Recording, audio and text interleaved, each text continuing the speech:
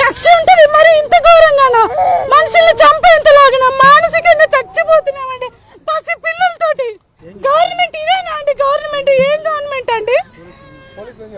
ఏం చెప్పారు అసలు? కనీసం 5 నిమిషాలు కూడా ఎందుకు అరెస్ట్ చేస్తున్నారు? ఏ కేసులో అరెస్ట్ చేస్తున్నారు? ఏది ఇన్ఫర్మేషన్ లేదండి.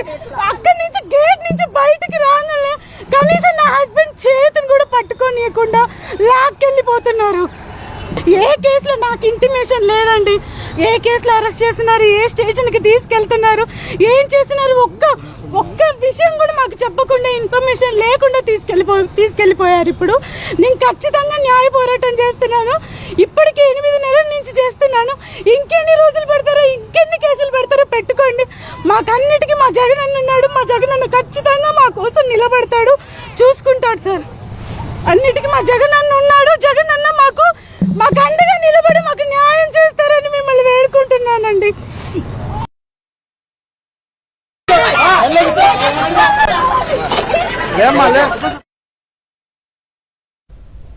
అయితే పూర్తిగా దాదాపు 14 పైగా అక్రమ కేసులు బనాయించి జైల్లో నుంచి బయటికి రానియకుండా ఎప్పటికప్పుడు కేసులు పెడుతూనే ఉన్నారు. ఒక కేసులో బెయిల్ రాగానే మరొక కేసు బనాయిస్తూ పూర్తిగా జైలు నుంచి బయటికి రానివ్వకుండా చేస్తున్నారు. అయితే నిన్న సాయంత్రమే ప్రస్తుతం రిమాండ్లో ఉన్న ఏదైతే కేసు ఉందో ఆ కేసులో బెయిల్ వచ్చింది.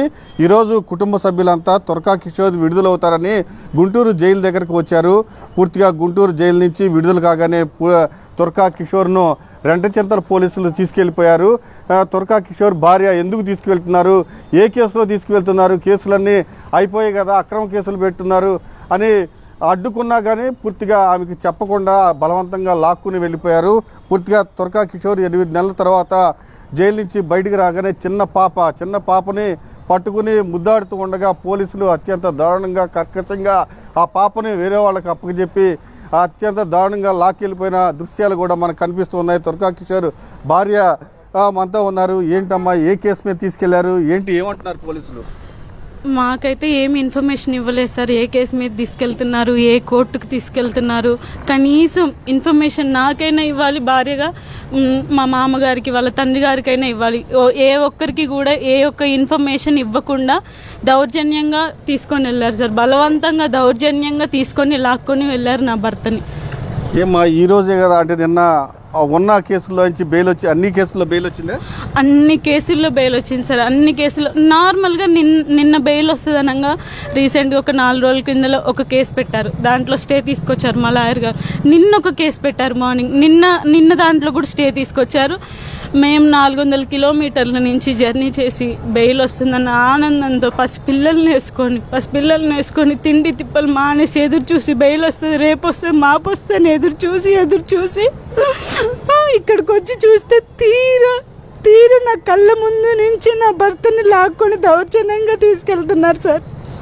ఎన్ని నెలలు అయిందమ్మా ఇప్పటికి? 8 నెలలు అవుతుంది సార్. 8 నెలలు అవుతుంది. ఏ కేసులు పెట్టారమ్మా? పెట్టని కేసు అంటూ ఏమీ లేదు సార్. అన్ని కేసులు పెట్టారు. పీడీ యాక్ట్ పెట్టారు, నిర్దాక్షిణ్యంగా పీడీ యాక్ట్ ఎవరి మీద పెడతారో తెలుసు కదా సార్. రేపిస్టుల మీదనో, కిడ్నాప్ చేసే వాళ్ళ మీద పెడతారు. నా భర్త మీద పెట్టని కేసు అంటూ లేదు. అటెంప్ట్ మర్డర్ కేసు పెట్టారు, కిడ్నాప్ కేసు పెట్టారు. ఏదో ఏంటి చైర్మన్ పదవిలో ఉండి 10,000 దొంగతనం కేసు పెట్టారు సార్. మాచర్ల చుట్టుపక్కల ఏవేవి ఉన్నాయో స్టేషన్లు, Veldurthi station, Durgi station, Kambambadu station, Sagar station, Macherla rural station,